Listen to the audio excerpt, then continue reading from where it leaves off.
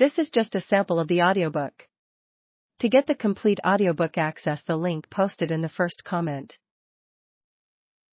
The story of 2 Himalayan journeys which fills this book presented a peculiar difficulty in the telling, because of the many and sometimes bewilderingly sudden alternations of mood required of the reader. At one moment, in our company, he would be living on the purely physical plane, while he was pitting every ounce of strength against a giant of the mountains. Or else, in the midst of flower-filled meadows, or in a secluded glade of the primeval forest, he would be recovering from the fatigues of defeat or success. Yet directly afterwards, having moved on but a few short miles, he would be found sipping tea from silver-mounted bowls, and exchanging formal courtesies with representatives of one of the earth's most civilized peoples. Or again, with intellect whetted to its keenest edge, he would be trying to keep pace with the descant of some contemplative recluse upon a theme of pure metaphysic. To have suppressed some of the contrasting elements, leaving the others in a position of unchallenged preponderance, would have been simple.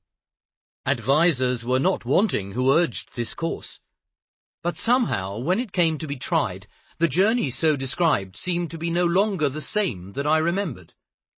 A stranger had gone on it, a man more single-eyed than the author. I resolved, therefore, to risk a long story and to relate the adventures of our party in all their diversity, allowing the pendulum to swing where and when it willed, leaving out nothing that really mattered, and only praying that my would-be companions might have patience to adapt themselves. Whoever is willing to bear with these apparent caprices will find, I hope, as I have done, that the bodily exertion of climbing, by forcing the mind to lie fallow for a time and concentrate on purely animal needs, will have prepared it in just the right way for subsequent excursions into more abstract realms. There is some advantage in first reducing mental, no less than physical weight, before calling on the spirit, thus lightened of its ballast, to take flight towards the stars. Indeed, there is everything to be said for letting unaccustomed impressions soak in slowly, without system, to find their own level in their own time. A vague idea, born of some chance event, presently ripens into sharper definition as fresh incidents bearing on it occur at intervals and are pieced together with other impressions already garnered in the consciousness. The first illusion may have been superficial and soon forgotten, while we turned from the path to attempt some peak which caught our passing fancy. Later the same question comes up again. Possibly our increasing fluency in the language, fruit of daily practice, has enabled us to debate it seriously with someone qualified to throw light on it. So we are led on by small, discontinuous steps, till at length we are swept into very deep waters.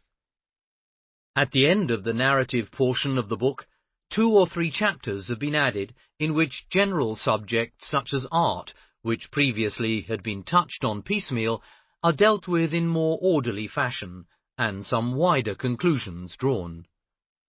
Since much of the material on which these depend will by then have become familiar, it should not be difficult, on meeting it again assembled on a logical plan in just relation, to judge whether the facts cited do indeed warrant the interpretation which has been put upon them. I have all along attempted to leave out nothing relevant, and conscience does not accuse me of wilful inaccuracy either by suggestion or suppression. Whenever a fact has not come under my personal notice, but has been accepted on hearsay, I have been at pains to show who was the author of the statement, so that his competence to make it might be the more easily criticizable. As to books of reference, whenever there has been the least feeling of doubt, information obtained from them has, if possible, been corroborated by someone trustworthy.